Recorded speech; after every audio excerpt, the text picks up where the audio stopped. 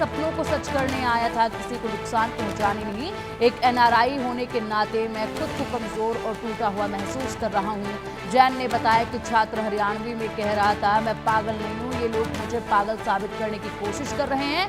अभी तक यह साफ नहीं है कि छात्र को किस वजह से डिपोर्ट किया गया है। और चलिए आप इसी पर अधिक जानकारी के लिए हमारे सहयोगी आरजू सेठ का रुख करेंगे। आरजू, वाकई में जो तस्वीरें हम देख पा रहे हैं इस वक्त हैरान कर देने वाली ये तस्वीरें हैं, क्योंकि इससे पहले भी अमेरिका जो कदम उठा रहा है वो सबको हैरान करने वाले कदम हैं। और अब यहाँ पर एक भारतीय छात्र को इस तरीके से डिपोर्ट किया गया है और उसमें बच्चा कह भी रहा है कि मैं पागल नहीं हूं, लेकिन मुझे पागल बनाने की ये लोग कोशिश कर रहे हैं।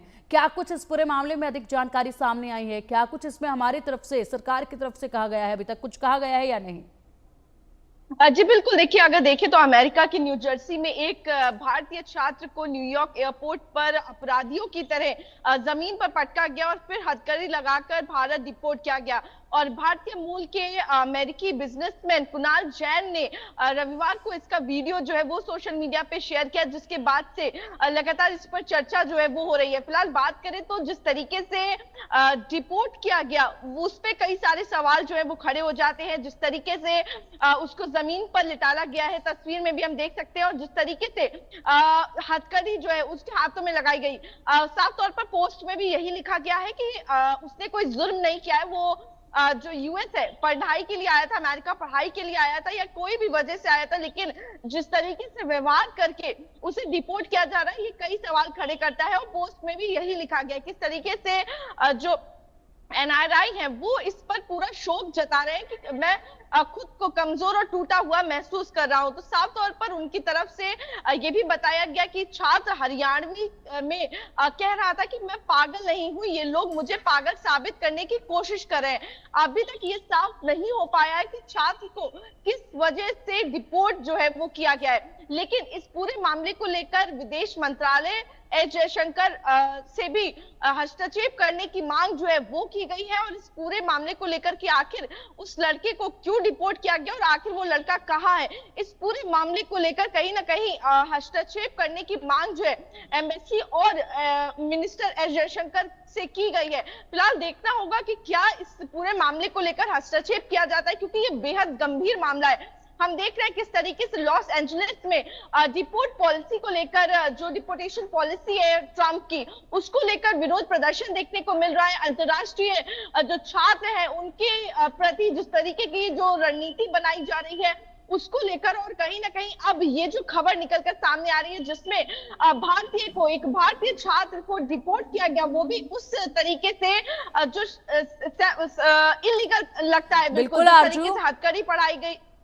बिल्कुल बिल्कुल आरजू, आप बिल्कुल ठीक कह रही हो। और ऐसे में देखिए यहाँ पर एक यूजर ने अपने अकाउंट पर ये वीडियो साझा किया तो मामला इस वक्त सुर्खियों में है। अगर ये वीडियो इस तरीके से बाहर नहीं आता तो किसी को मालूम तक नहीं होता कि भारतीयों के साथ वहां पर क्या हो रहा है, किस तरीके से इस छात्र के साथ ये व्यवहार किया जा रहा है। फिलहाल देखना होगा क्या कार्रवाई इसमें आगे बढ़ती है और क्या अधिक जानकारी जो है इस मामले में निकलकर सामने आती है। नजर आप बनाए रखिएगा, अपडेट आपसे हम लेते रहेंगे। फिलहाल के लिए बहुत शुक्रिया आपका इन तमाम बड़ी जानकारियों के लिए।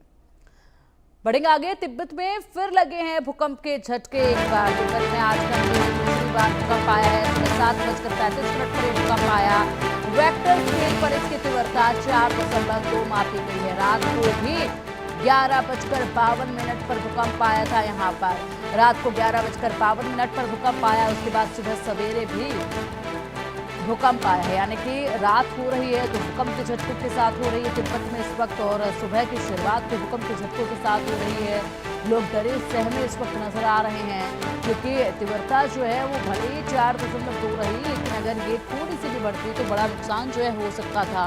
हालांकि तिब्बत एक ऐसी जगह है जहाँ पर अक्सर भूकंप के झटके जो है वो महसूस किए जाते हैं, लेकिन अब बेहद तेजी के साथ बहुत ही कम समय के अंतराल में भूकंप के झटके जो हैं वो महसूस किए जा रहे हैं। अधिक जानकारी के लिए हमारे सहयोगी अजय जांडियाल का रुख करेंगे। अजय, तिब्बत में 2 बार लगातार ये भूकंप के झटके जो है महज कुछ अंतराल में 8 घंटे के भीतर महसूस किए गए हैं, यानी कि रात हुई तो भी भूकंप के झटकों के साथ और उसके बाद सुबह हुई तो भी भूकंप के झटकों के साथ। लोग डरे हुए हैं और बहुत ही कम समय के अंतराल में भूकंप के झटके तेजी से महसूस किए जा रहे हैं। मुख्य वजह क्या मानते हैं इसकी?